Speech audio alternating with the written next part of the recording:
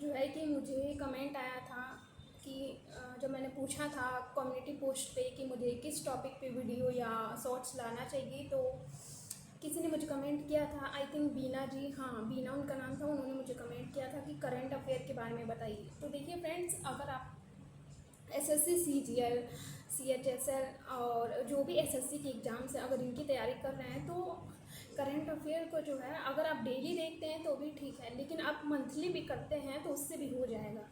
क्योंकि देखिए मैं तो मंथली ही कर रही हूँ, क्योंकि मैं बहुत लेट प्रिपरेशन शुरू की थी अभी, तो मेरे पास उतना टाइम था नहीं। अगर आपके पास टाइम नहीं है तो आप मंथली कर सकते हैं। अगर आपके पास टाइम है, आप पहले से इस चीज़ की प्रिपरेशन कर रहे हैं, तो आप डेली डेली अगर 15 से 20 मिनट्स भी रोज़ करंट अफेयर देख लेते हैं।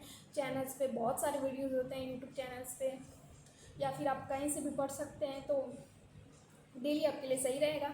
लेकिन अगर आपकी कंडीशन मेरी तरह है, यानी कि आपके पास ज़्यादा टाइम नहीं है और आपने प्रिपरेशन भी ज़्यादा नहीं किया है, तो आप मंथली करंट अफेयर पढ़ सकते हैं। उससे जो भी कम से कम चीज़ें हैं, ज़्यादा से ज़्यादा कवर करने की कोशिश करिए। जैसे जनवरी से लेकर, अगर आपका देखिए एग्ज़ाम जो है अगस्त के आसपास होने वाला है, तो जनवरी से जुलाई अगस्त तक का आप पढ़िए, अच्छे से पढ़िए। कुछ लोग इसके पहले का हालांकि पढ़ते हैं, लेकिन मेरा मानना है कि आप जनवरी से कर सकते हैं। जनवरी से जुलाई तक आप अच्छे से करिए सारे करंट अफेयर को, सिर्फ पढ़िए नहीं, उसको रिवाइज भी करिए। देखिए होता क्या है कि करंट अफेयर जो है हम पढ़ लेते हैं, हमको लगता है कि हाँ हमको याद है, लेकिन ऐसा होता नहीं है हमेशा। जब तक हम उसकी रिवाइज नहीं करते हम उससे भूल जाते हैं। ऐसा मेरे साथ हो चुका है। जब मैं सीयूटी के एग्ज़ाम में थी, मेरा ऑलरेडी सारा एग्ज़ाम अच्छा हुआ था सीयूटी में, लेकिन करंट अफेयर ना मैंने उस पर बहुत ध्यान दिया था, ठीक है, क्योंकि करंट अफेयर मैं कभी ज़्यादा पढ़ी नहीं हूँ, तो मैं उस टाइम करंट अफेयर पर बहुत ध्यान दी थी। लेकिन हुआ क्या कि मैंने उसको रिवाइज़ नहीं किया था, एक ही बार पढ़ा था मंथली करंट अफेयर, और मुझे अच्छे से याद ही नहीं हुआ था। और जो क्वेश्चंस भी थे मेरे एग्ज़ाम में, ऐसा लग रहा है कि बहुत ही कम क्वेश्चन है, एक ही दो क्वेश्चन हैं जो उससे आए होंगे, आई थिंक बहुत ही ज़्यादा कम क्वेश्चन आए थे।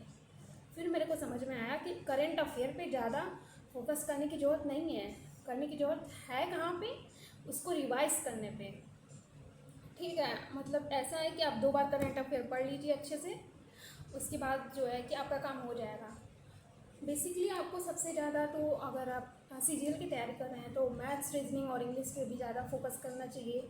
और अगर आप एमटीएस की तैयारी कर रहे हैं तो फिर आप इंग्लिश पे और जीएस पे सबसे ज़्यादा ध्यान दीजिए, जिससे कि अब एमटीएस का भी एग्ज़ाम होगा ही, आई थिंक नवंबर दिसंबर के आसपास हो सकता है। ये कुछ कंफर्म नहीं है, देखिए मैं बताती हूँ, ये कुछ कंफर्म नहीं है। जो अभी सीजीएल का एग्ज़ाम आने वाला है, तो मेरे सीजीएल वाले सभी फ्रेंड्स को बेस्ट ऑफ लक। आप लोग ज़रूर बताइए कमेंट सेक्शन में आपका एग्ज़ाम कैसा हुआ। जब एग्ज़ाम हो जाएगा तो ऑफ कोर्स तभी बताइएगा कि आपका एग्ज़ाम कैसा हुआ। और फिर मिलते हैं नेक्स्ट वीडियो में। अगर आपको किसी भी टॉपिक पे मुझसे कोई बात करनी है, कुछ पूछना है, तो आप कमेंट सेक्शन में पूछ सकते हैं।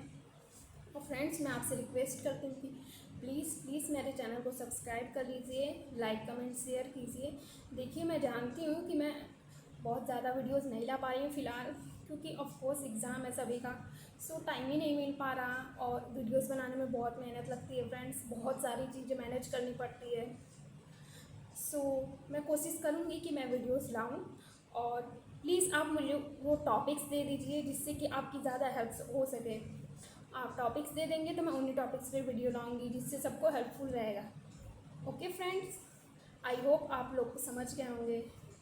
ठीक है, मिलते हैं नेक्स्ट वीडियो में, तब तक के लिए बाय। चैनल को सब्सक्राइब कर दीजिएगा।